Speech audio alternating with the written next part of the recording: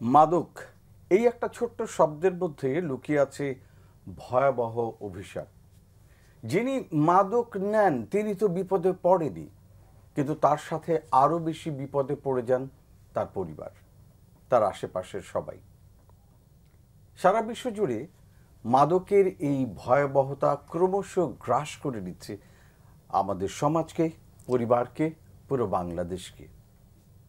এত সচেতনতা চলছে, সবাই আমরা জানি যে মাদকের কি ভয়াবহতা, এবং মাদক শেষ পর্যন্ত মৃত্যুকেই নিশ্চিত করে। সব কিছু জানার পরেও এর ভয়াবহতা কমছে না। কেন কেন মানুষ মাদক গ্রহণ করছে? কেন মাদক বাজারে পাওয়া যাচ্ছে? এত প্রচারণা, এত অভিযান চালানোর পরেও কেন কমছে না মাদকের আমদানি এবং সরবরাহ? এসব নিয়ে আজকে আমরা কথা বলবো, এবং কথা বলবার জন্যে আমাদের সাথে আজ রয়েছেন জনাব মোহাম্মদ গোলাম আজম, অতিরিক্ত মহাপরিচালক, যুগ্ম সচিব, মাদকদ্রব্য নিয়ন্ত্রণ অধিদপ্তর। এরপরে রয়েছেন এমন একজন ব্যক্তিত্ব যার প্রতিষ্ঠান মাদক আক্রান্ত তরুণ তরুণীদেরকে আলোর পথ দেখান। এই প্রতিষ্ঠানটির নাম বারাকা, এবং তার পরিচালক ব্রাদার নির্মল ফ্রান্সিস গোমেজ, সিএসসি। এবং আমাদের সাথে আছেন চিকিৎসা মনোবিজ্ঞানী এবং অ্যাডিকশন সংক্রান্ত বিষয়ে তিনি বিশেষজ্ঞ জনাব মোহাম্মদ আমির হোসেন। স্বাগত আপনাদের তিনজনকেই আমাদের আজকের এই আলোচনা, মাদক নির্মূলে আমরা কি করতে পারি এবং কি করে সমাজে আমরা আশার আলো ছড়িয়ে দিতে পারি। প্রথমে আসতে চাই জনাব মোহাম্মদ আমির হোসেন আপনার কাছে।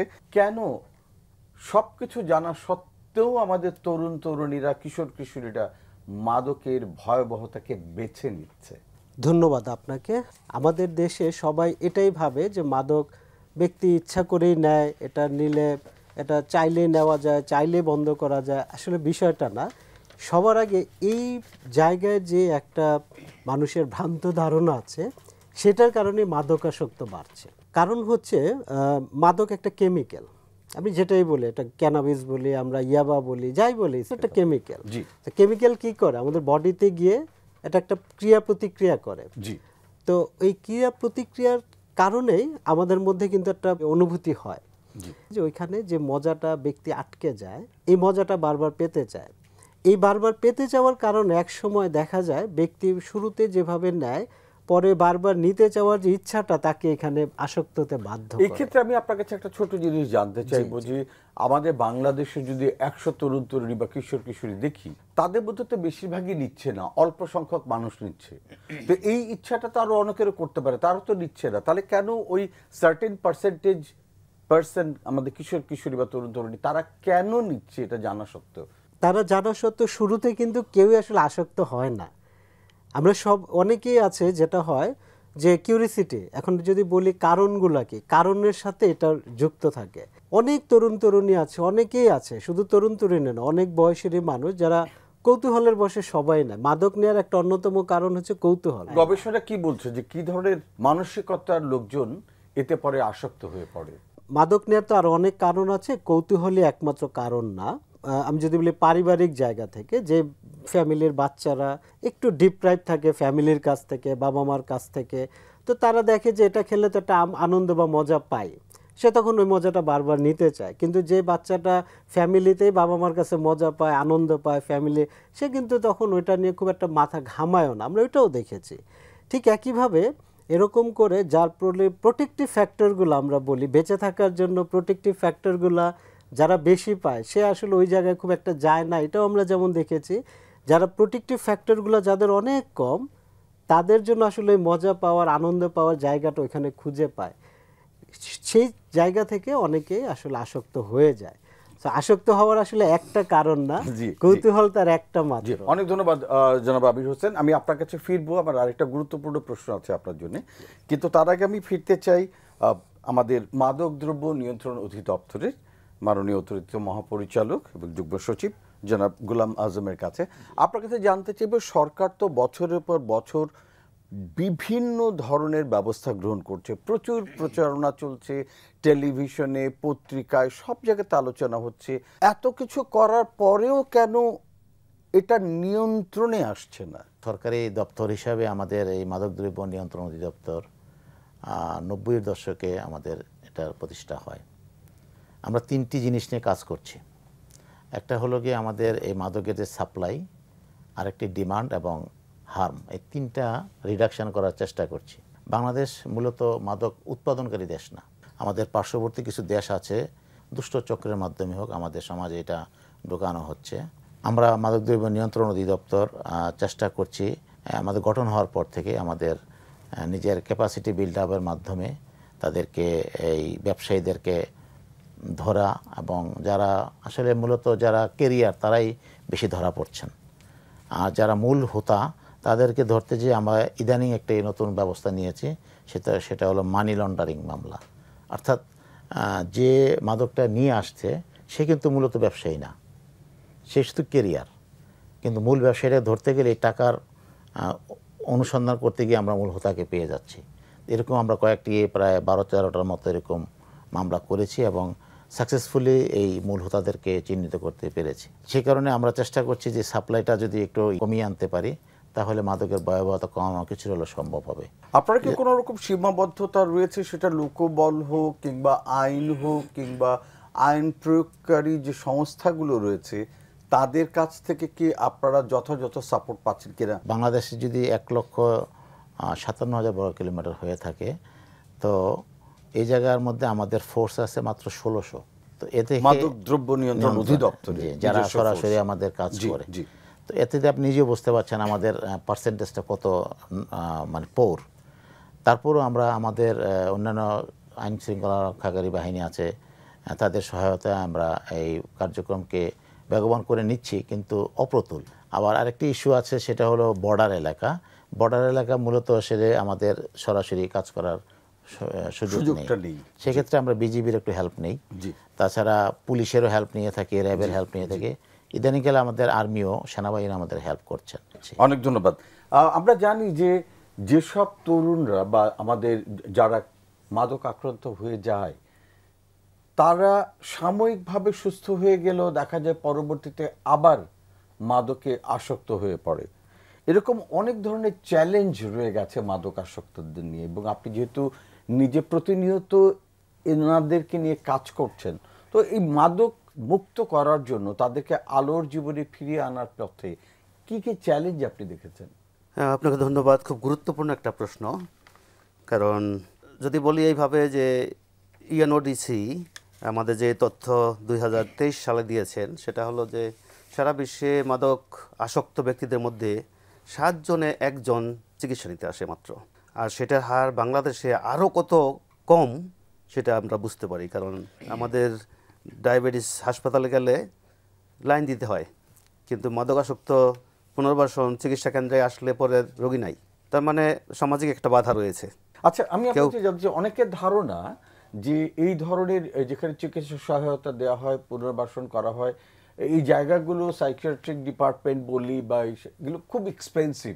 আমাদের দেশের সাধারণ মানুষরা যেহেতু খুব বেশি অর্থ ব্যয় করার সক্ষমতা রাখেন না, এক্ষেত্রে তারা হয়তো অনেক সময় আসেন না। আমি এই মুহূর্তে আমরা যেই চিকিৎসা পদ্ধতিতে আছি, 2 জন সাইকোলজিস্ট, 1 জন সাইকিয়াট্রিস্ট, 1 জন ডাক্তার, তারপর হাউস কাউন্সিলর তো আছেই, সব কিছু মিলিয়ে একজন রোগীর পিছনে দৈনিক 2350 টাকা পড়ে। এটা যদি মাসে হিসাব করি, পরিবারের পক্ষে সেটা দেওয়া সম্ভব না। কারণ একজন আসক্ত তার পরিবারের সব কিছু শেষ করে দেওয়ার পরে নিরুপায় হয়ে আমাদের কাছে আসে। সে তার নিজের জীবন শেষ করে দেয়, সে অর্থ শেষ করে দেয়, সে তার সম্মান শেষ করে দেয়, সামাজিক মর্যাদা শেষ করে দেয়, তার পেশাগত কার্যক্রম শেষ করে দেয়। আর সেই ক্ষেত্রে পরিবারগুলি আসলেই পারছে না। সেদিক থেকে যদি কোয়ালিটি সম্পন্ন এই চিকিৎসা আমরা দিতে চাই, খুবই কঠিন। তো সেদিক থেকে এটা আরেকটা বড় চ্যালেঞ্জ যে পরিবারগুলো এই সমস্যা। সরকার কি করতে পারে? এই যে এত এক্সপেন্সিভ একটা চিকিৎসা বা পুনর্বাসন ব্যবস্থা, কি করা যেতে পারে? এই জায়গাটাতে খরচটা আমরা কি করে কমিয়ে আনতে পারি? দেখেন, ওই উন্নত বিশ্বে আমি বেশ কিছু মাদকাসক্তি নিরাময় কেন্দ্রে গিয়েছি। সেখানে যে ব্যবস্থাটা মূলত এই কাজটা রাষ্ট্রের, রাষ্ট্রের তো সম্ভবত কিছু অলরেডি এরকম কিছু পুনর্বাসন কেন্দ্র, মাদক নিরানব্বই কেন্দ্র আছে। আমি just আপনার কাছে জানতে চাই, আমাদের সরকারিভাবে 4টি আছে, আমরা আরো 7টি অনুমোদন পেয়েছি, হলে মোটামুটি 11টি হয়ে যাবে। এই 4টিতে ধর কত সংখ্যক মাদকাসক্তকে আপনারা ভর্তি করতে পারেন বা সেবা দিতে পারেন? এখানে আসলে এটা লং টার্ম, একজন যখন মাদক সেবীকে যখন ভর্তি করানো হয়, সে 2 মাসও থাকতে পারে, 1 মাসও থাকতে পারে, সিরিয়ালি অনেক পরে থাকে। আবার কেউ কেউ এসে আপনাদের যদি বলি সিট, যদি বলি আমরা আসন সংখ্যা আমাদের আমাদের সেন্ট্রাল যেটা আছে তেজগাঁতে, এটাতে প্রায় 200 জনের আছে। আচ্ছা, আর বাকি 3টিতে? বাকি 3টে এরকম না, 20, 40, 50 এরকম আচ্ছা আছে। তাহলে ধরে নিচ্ছি প্রায় 300 এর মতো। না, রোগী কিন্তু আরো বেশি। না, রোগী বেশি, সিট 300। হ্যাঁ, কিন্তু রোগী অনেক বেশি আছে, তাদেরকে কাউন্সিলিং করে করে দেওয়া হচ্ছে। আচ্ছা, আমি ফিরতে চাই ব্রাদার আপনার কাছে। আপনি বলছিলেন যে রাষ্ট্র দায়িত্ব নেয়। একটা তো হচ্ছে রাষ্ট্র তাদের সাধ্যমতো চেষ্টা করছে, আর্থিকভাবে কি কোনো সহায়তা আপনারা রাষ্ট্রের কাছ থেকে পান এটি পরিচালনা করার জন্য?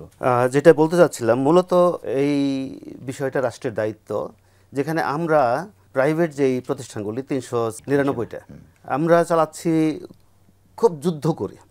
সেই ক্ষেত্রে যেমন ধরেন যেই সমস্ত এক্সপার্টিস দরকার, ডাক্তার, সেখানে সাইকিয়াট্রিক, সাইকোলজিস্ট, কমপক্ষে এই মেজর ফাংশনগুলি যদি রাষ্ট্র আমাদেরকে নিশ্চয়ন করে, সেই ক্ষেত্রে আমাদের কিন্তু ব্যয় অনেক কমে যাবে, যেই ভারটা অভিভাবকের উপর কম পড়বে। আচ্ছা, তো ডেপুটেশনে যদি তাদেরকে আপনাদের এই সংস্থাগুলোর সাথে কাজ করার সুযোগ করে দেন, তাহলে আপনাদের জন্য খরচটা কম করার একটা সহায়ক করা সম্ভব। আরেকটা বিষয় যেটা আমি বলতে চাচ্ছিলাম যে সরকার আমাদেরকে অনুদান দেন, তবে সেই অনুদানটা কিসের ভিত্তিতে? সরকারি যে রিকোয়ারমেন্টগুলি আছে একটা সেন্টারের, সেই রিকোয়ারমেন্টগুলি আমরা যখন সাবমিট করি, ওনারা দেখেন সন্তোষজনক কিনা। কিন্তু আমার প্রশ্ন, যাদের রিকোয়ারমেন্ট ফুলফিল হচ্ছে না, তারা তো কোনোদিন উঠে আসবে না। সেই ক্ষেত্রে সমতালে সবাইকে উঠিয়ে আনার একটা তাদের রিকোয়ারমেন্ট তারা যেন ফুলফিল করতে পারেন, সেবা দিতে পারেন, সে ব্যাপারে সহায়তার কথা আপনি বলছেন। অনেক ধন্যবাদ ব্রাদার ফ্রান্সিস। ডক্টর আমির, আপনার কাছে আসবো জানতে যে গ্রামে নাকি শহরে মাদক আসক্তের সংখ্যা বেশি, তবে সেই উত্তর আমরা নেব ছোট্ট একটা বিরতির পর। আসছি ফিরে এক্ষুনি আমাদের এই বিশেষ আলোচনা অনুষ্ঠানে বিরতি নিয়ে।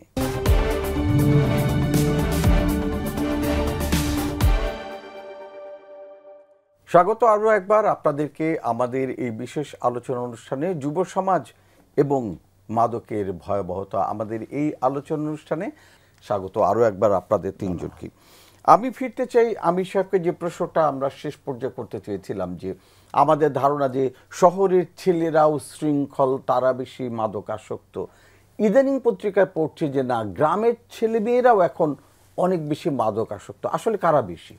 আসলে এখানে এটা এক্স্যাক্ট যদি আমরা বলি, এখন কোনো জায়গায় কম নাই। আমি যদি বলি 2020 সালে মাদকদ্রব্য নিয়ন্ত্রণ অধিদপ্তরের একটা ডেটা আছে, যেখানে দেখানো হয়েছে 16 থেকে 25 এই বয়সী মানুষের মধ্যে সবচেয়ে বেশি মাদক নেয়। এবং এখানে গ্রাম এবং শহরের মধ্যে এখন কিন্তু আর আপনার কোনো ভেদাভেদ নাই যে কারা কম নেয়। গ্রামে এখানে আপনি পার্থক্য পাবেন মাদকের ধরন। যেমন ঢাকার যারা এক রকমের মাদক নেয়, আপনি যদি একটু গ্রামের দিকে যান, তার আরেক ধরনের, কোথাও সস্তা। আমরা এইটাকে গুরুত্ব দিই, ঢাকা এবং ঢাকার বাইরে না। এখন যুব সমাজের মধ্যে যদি আমরা বলি 100 জনের মধ্যে যদি আমরা দেখি যখন 70-80 জনই মাদক নেয়, সেই জায়গায় আসলে আর গ্রাম শহর দিয়ে আর এটাকে আমার মনে হয় আলাদা করে রাখার সুযোগই নাই। বিভিন্ন বর্ডারে এমন এমন মাদক উদ্ধার করতেছেন যেটা আসলে মানুষ নতুন করে নাম জানতেছে। ঠিকই বলেছেন। ফিরতে চাই আমাদের অতিরিক্ত মহাপরিচালক মাদক দ্রব্য নিয়ন্ত্রণ অধিদপ্তরের জনাব মোহাম্মদ গোলাম আজম, আপনার কাছে সরকারের ভবিষ্যৎ পরিকল্পনা কি? এই যে নিয়ন্ত্রণ করতে পারার পেছনে কি কি কাজ আপনারা আগামীতে করতে যাচ্ছেন? আমরা একটু চেষ্টা করছি, আমাদের রিহেবিলিটেশন সেন্টার আমাদের বিভিন্ন এনজিও আছে, ওনারা করছেন। আমরা সরকারিভাবেও আমরা আমাদের মহাপরিচালক যোগদান করার পরে আমরা টেকনাফের দিকে একটা জায়গা নেওয়ার চেষ্টা করছি, সেটা হলো রিহেবিলিট করা। ওখানে কেন? কোলাহলতার মধ্যে এই জিনিসটা আসলে তাদেরকে ভালো ট্রিটমেন্টে আনা সম্ভব হবে না। একটু বিচ্ছিন্ন রেখে তাদেরকে একটা বুস্ট আপ করতে হবে। তার নিজেকে যদি সে না চিনে, সে সমাজে এসে যদি তাকে কেউ স্টিগমা দেয়, তখন সে এটাকে অ্যাবজর্ব করতে পারবে না। তখন আবার সে মাদকের দিকে চলে যাবে। তাকে বুস্ট আপ করার জন্য আমরা চেষ্টা করছি, আমরা একটা রিহেবিলিট সেন্টার করতে সরকারিভাবে, যদিও আমাদের চেষ্টাটা খুব ছোটই হবে, যেটা আমাদের বললেন যে 18.7%, মানসিক তাহলে প্রায় 1 কোটি আপনি ধরে নেন, 1 কোটি লোকের একটা রিহেবিলিট সেন্টার আমাদের দ্বারা করা সম্ভব নয়। আমি অবশ্যই আহ্বান জানাবো বারাকার মতো এরকম প্রতিষ্ঠান যারা আছে, এই প্রতিষ্ঠানগুলি রিহেবিলিটেশনের দিকেও যাবে। আমাদের সমাজের সামাজিকতার যে চিত্র আছে, চিত্রটা তো যদি আমরা পজিটিভ অ্যাটিটিউড না করতে পারি, ইন্ট্রোডিউস না করতে পারি, তাহলে কিন্তু তাদেরকে আসলে আমরা মূল স্রোতে নিয়ে আসতে পারি। একদমই তাই, একদমই তাই। ধন্যবাদ আপনাকে। আসতে চাই ব্রাদার ফ্রান্সিস আপনার কাছে। বলা হয় যে একবার এই নেশাতে আক্রান্ত হয়ে গেলে সে বারবার আক্রান্ত হয় এবং কখনোই নেশামুক্ত হতে পারে না, এই ধারণাটা আমাদের সমাজে আছে, কতটুকু সত্যি? একদম সত্যি না। আমাদের একটা স্লোগান আছে, একজন আসক্ত ব্যক্তি পাগল নয়, খারাপও নয়, সে অসুস্থ। যদি এই স্লোগান সত্য হয়, তার চিকিৎসা লাগবে। পৃথিবীতে যে কোনো রোগের চিকিৎসা আছে, এমনকি সর্বশেষ ভয়ানক ভাইরাস করোনা আসছে, আমরা জানতাম না কি করতে হবে, কিন্তু কিছুদিনের মধ্যে ভ্যাকসিন বের হয়ে গেছে। তাহলে মাদকাসক্তি যদি একটা অসুস্থতা হয়, বিষয়টা এরকম, মাদকাসক্ত আসলে দুইভাবে হয়। মূল কারণটা হলো ব্যক্তি নিজে, তার মানসিকতা, তার ইচ্ছা, তার চাহিদা, তার প্রবণতা, তার অনুভূতি। দ্বিতীয়টা হলো পারিপার্শ্বিক বা সহায়ক কারণ, সেটা হলো যে বন্ধু মহলের চাপ, পরিবেশ ইত্যাদি ইত্যাদি। এটা তো অলরেডি আপনারা আলাপ করেছেন। আমি জাস্ট জানতে চাচ্ছি যে আমরা বলি যে মাদক একটা ভয়াবহ বিষয়, মাদক খুব খারাপ, মাদক খেলেই হয়, আসলে ক্ষতিটা কি হয় আমাদেরকে যদি বলেন যে কি কি ক্ষতি হয়? মাদক যেটা করে, প্রথমত ব্যক্তিকে আত্মনিয়ন্ত্রণহীন করে, নিজের উপর কন্ট্রোল থাকে না, নিজের উপর কন্ট্রোল থাকে না। তারপর যখন একজন ব্যক্তির নিজের উপর কন্ট্রোল থাকে না, তখন সে যে কোনো কিছু করতে পারে। জি, আর সেই যে কোনো কিছু করতে গিয়ে তার সামাজিক ক্ষতি হয়, তার পারিবারিক ক্ষতি হয়, তার আর্থিক ক্ষতি হয়, তার ধর্মীয় ক্ষতি হয়, তার স্বাস্থ্যের ক্ষতি হয়, তার মনের ক্ষতি হয়। এতগুলি ক্ষতি পূরণ করা রিহ্যাবের পক্ষে সম্ভব হয় না। এই জন্য আমরা সবচেয়ে বেশি জোর দিই প্রথমে তার শারীরিক চিকিৎসা, detoxification. It's for 1 week, 2 week, 3 week criteria অনুসারে সেখানে মেডিকেল ট্রিটমেন্ট হয় ডিটক্সিফিকেশনের জন্য। তারপর আস্তে আস্তে আমরা চেষ্টা করি তার মানসিক সুস্থতা, যেখানে সাইকিয়াট্রিক, সাইকোলজিস্ট কাজ করেন। এবং এই দুইটা দিয়ে আমরা যেটা চেষ্টা করি, তার মধ্যে এক ধরনের আত্মবিশ্বাস সৃষ্টি করা যে মাদক থেকে সুস্থ হওয়া সম্ভব, আসক্তি থেকে সুস্থ হওয়া সম্ভব, এবং তার একটা ডিটারমিনেশন আনতে হবে, একটা সিদ্ধান্ত নিতে হবে, এবং সে কনভিক্টেড হবে, ইট ইজ পসিবল। এই কনভিকশনটা পাবে কোথায়? ওই যে আমাদের যে প্রোগ্রাম, আর তার অগ্রে যারা চলছে, সিনিয়র ভাইয়েরা, সিনিয়র রিকভারিরা, যাদেরকে আমরা প্রায়শই ঢুকতে দেই, আনতে দেই, আসতে দেই, তারা সাহস দেয়। তো সেইভাবে আমি বলতে চাই যে এখন বিশ্বে 42 থেকে 45% হলো রিকভারি হার। ইউএনওডিসি তারা বলছে রিল্যাপস হয় 40 থেকে 60%। তার মানে ঠিক উল্টা, সুস্থ হয় 40 থেকে 60%। তাহলে যদি সেটা হয়, তাহলে সেই কথাটা ভুল যে আসক্তি থেকে মুক্তি পাওয়া যায় না। জি, অনেক ধন্যবাদ ব্রাদার ফ্রান্সিস। আবির, আপনার কাছে আপনার গবেষণা কি বলছে, আমরা কি কি পদক্ষেপ নিলে আমাদের কিশোর কিশোরী, তরুণ তরুণীদেরকে এই ভয়াবহ বিপদের হাত থেকে রক্ষা করতে পারবো? আমাদের পরিবারে যারা আছেন, পরিবার কি কি ভূমিকা দিতে পারে, কি কি কাজ করতে পারে, একজন সামাজিক মানুষ হিসেবে আমাদের কি কি দায়িত্ব পালন করতে হবে? আপনি যদি সংক্ষেপে টু দি পয়েন্ট বলেন। তো আমরা কি করতে পারি? বাচ্চাকে শোনা, তার কথাগুলো শোনা, তার সাথে আমার একটা রিলেশনশিপ, কিছু বন্ধুত্ব গড়ে তোলা, সে যাতে আস্থা পায়, সে যাতে আমার সাথে কথা বলতে চায় এবং আমাকে শুনতে হবে তার নিডটা, তার বিষয়টা, তার সমস্যাটা। পরিবারে যখন কেউ দেখবে যে এই ছেলেটা বা মেয়েটা মাদকে ঢুকে গেছে, তাকে স্টিগমাটাইজ না করা, কারণ এটা একটা রোগ। উনি যেটা বলেছেন, আসলে মেডিকেল সায়েন্স কিন্তু এটাকে বলা হয় addiction is a chronic relapsing brain disease বলা হয়। দ্যাট মিনস এটা একটা রোগ। এখন আমরা কিন্তু ওই যে স্টিগমার জায়গা থেকে কিন্তু তাকে লুকিয়ে রাখি এবং অনেক দুর্ঘটনার খবর আমরা দেখি। তাহলে পরিবারকে কি করতে হবে? রোগটা সম্পর্কে জানতে হবে এবং তাকে হেল্প করতে হবে। বাচ্চাকে সন্দেহ না করে, যদি দেখে সে কোনোভাবে মাদকে আসক্ত হয়ে গেছে, কোনোভাবে সে এটাতে জড়িয়ে গেছে, সেটা নিয়ে তার সাথে মারামারি, কাটাকাটি, ঝগড়াঝাটি, গালিগালাজ না করে তাকে সেই বিষয়টাকে অ্যাওয়ার করা এবং যত দ্রুত সম্ভব চিকিৎসা নিয়ে যাওয়া। এই ভুলটা ম্যাক্সিমাম পরিবার করে। আমার সাথে আপনি বা এখানে আমার স্যার যারা আছেন একমত হবেন যে এই ভুলের কারণে, লুকায় রাখার কারণে পরিবার অনেক ধরনের ডিজাস্টার হয়। তো এই জায়গায় পরিবার যেটা করতে পারে, সন্তানের বন্ধু যেমন হতে পারে, তারা জেনে যায়, যদি জেনেও যায় তার সন্তান এই পথে চেয়েছে, তাকে সাহায্যের হাত বাড়িয়ে দিতে হবে, তাকে ইগনোর করে না, তাকে পাশ কাটিয়ে না। সামাজিকভাবে সবচেয়ে বড় দায়িত্ব হচ্ছে আমাদেরকে মাদককে এখন আর শুধু কোনো ব্যক্তির চারিত্রিক একটা সমস্যা বলা যাবে না, এটা একটা রোগ হিসেবে দেখতে হবে। এবং এটা স্টিগমা, যেটা নিয়ে স্যারও উনিও বলেছেন, এটা নিয়ে আমি বলি যে আজকের অনুষ্ঠানটাও কিন্তু সেই স্টিগমার প্রিভেনশনের একটা উদ্যোগ। স্টিগমা নিয়ে রাষ্ট্র সমাজকে একসাথে কাজ করে। অনেক ধন্যবাদ জনাব আমির হোসেন, খুব চমৎকার করে বলেছেন। আমরা অনুষ্ঠানের শেষ পর্যায়ে আছি, আপনাদের তিনজনকে ধন্যবাদ। অনেকগুলো তথ্য আপনাদের কাছ থেকে পেলাম, সেটা যদি আমি সংক্ষিপ্তভাবে আপনাদেরকে আরেকবার বলি, সেটি হচ্ছে যে মাদকের ব্যবহার বাড়ছে, শহরের গণ্ডি ছাড়িয়ে পৌঁছে গেছে গ্রামে। এখন ইকুয়ালি সব জায়গাতেই এটি সহজলভ্য হয়ে উঠছে এবং আমাদের কিশোর তরুণীরা আক্রান্ত হচ্ছে। মাদক গ্রহণ আসলে ঘটে একটি অসুস্থতার কারণে। সকল অসুখের যেমন চিকিৎসা আছে, মাদকেরও তেমন চিকিৎসা আছে। রাষ্ট্র সীমিত ক্ষমতা নিয়ে চেষ্টা করে যাচ্ছে যতদূর সম্ভব এটিকে নিয়ন্ত্রণ করা, বিশেষ করে এটি যে ডিস্ট্রিবিউশন সেই ব্যবস্থাটিকে ভেঙে দেয়া এবং যারা আক্রান্ত হচ্ছে তাদের চিকিৎসার ব্যবস্থা করা। তার পাশাপাশি ব্যক্তিগত পর্যায়ে বিভিন্ন প্রতিষ্ঠান এগিয়ে আসছেন এই রিহ্যাবিলিটেশন এবং চিকিৎসার জন্য। কিন্তু তার চাইতেও বেশি প্রয়োজন যেটি আজ উঠে এলো আমাদের আলোচনায়, সেটি হচ্ছে আমাদের সন্তানেরা, আমাদের পরিবারের মানুষগুলো যেন এই পথেই পা না বাড়ায়।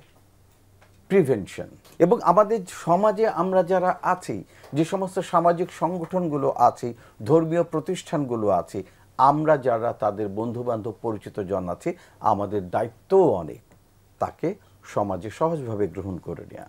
সে যে মাদক আসক্ত হয়েছিল এই কথাটা তাকে বারবার মনে করিয়ে দেবার কোনো দরকার নেই, বরং তাকে উৎসাহ দিতে পারি যাতে সে নিজের মধ্যে সেই প্রণোদনাটা পায় ভালো হয়ে উঠবার এবং আলো ছড়াবার। আমরা সবাই মিলে সম্মিলিতভাবে, পারিবারিকভাবে, সামাজিকভাবে, রাষ্ট্রীয়ভাবে যদি এগিয়ে আসতে পারি, তাহলেই মাদকের অভিশাপ থেকে আমাদের প্রজন্মকে রক্ষা করতে পারি, দেশকে আলোর পথে নিতে পারি। আপনাদের সবাইকে অনেক ধন্যবাদ।